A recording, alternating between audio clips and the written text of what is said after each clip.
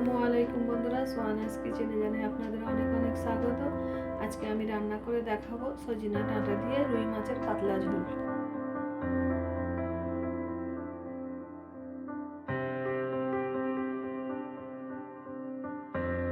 প্রথমে আমি মাছগুলো ভেজে নেব।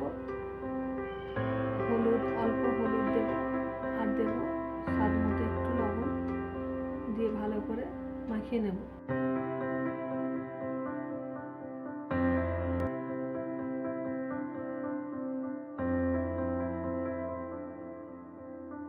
মাছগুলি ভেজে নেওয়ার জন্য চুলায় একটি প্যান বসিয়ে দিয়েছি, তার মধ্যে দিয়ে দিচ্ছি সরিষার তেল।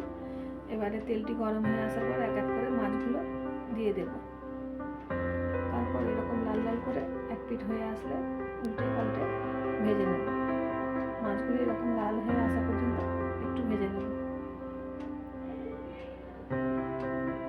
এবার তরকারিটা রান্নার জন্য কড়াই বসিয়ে নিয়েছি, তার মধ্যে দিয়ে দিচ্ছি সরিষার তেল। এখানে দেব একটু পেঁয়াজ কুচি, এখানে বেশি পেঁয়াজ লাগবে না, একটু হালকা পাতলা ঝোল, তাই অল্প একটু পেঁয়াজ হলেই যথেষ্ট। এখানে দিয়ে দিলাম স্বাদ মতো লবণ, যাতে পেঁয়াজটা একটু তাড়াতাড়ি লাল হয়ে আসে। আমার পেঁয়াজটি লাল হয়ে গিয়েছে। এবার এক এক করে মশলাগুলি দিয়ে দেবো। এখানে আমি একেবারে অল্প একটু হলুদ গুঁড়ো দিয়েছি, ছোটো চামচের 1 চামচের মতো, আর দিয়েছি অল্প একটু লঙ্কা গুঁড়ো, ওই ছোটো চামচের 1 চামচ জিরে গুঁড়ো এবং ধনিয়া গুঁড়ো দিয়ে ভালো মতো করে মশলাগুলো কষিয়ে নেব।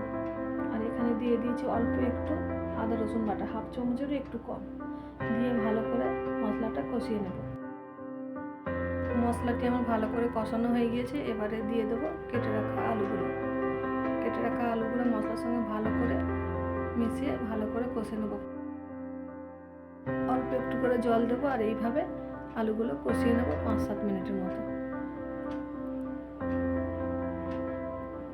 আলুটি আমার কষানো হয়ে গিয়েছে। এবারে দিয়ে দেবো আমার কেটে রাখা সজনা ডাঁটা এবং একটা বড় সাইজের টমেটো কুচি, দিয়ে আলুর সঙ্গে ভালোভাবে আবারও কষিয়ে নেব। ওই 3-4 মিনিটের মতো কষিয়ে নেব। আমার কষানো হয়ে গিয়েছে। এবারে দিয়ে দেব পরিমাণ মতো জল। এবার ঢাকনা চাপা দিয়ে আলুটা সিদ্ধ হওয়া পর্যন্ত চুলার আঁচে বসিয়ে রাখবো। আমার আলুটা প্রায় সিদ্ধ হয়ে এসেছে।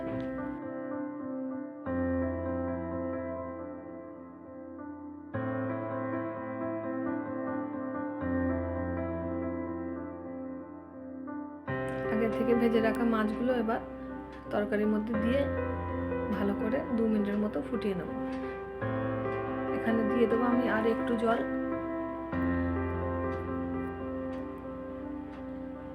দিয়ে ঢাকনা চাপা দিয়ে 2 মিনিটের মতো ফুটিয়ে নিলেই আমার তরকারিটা রান্না কমপ্লিট হয়ে যাবে।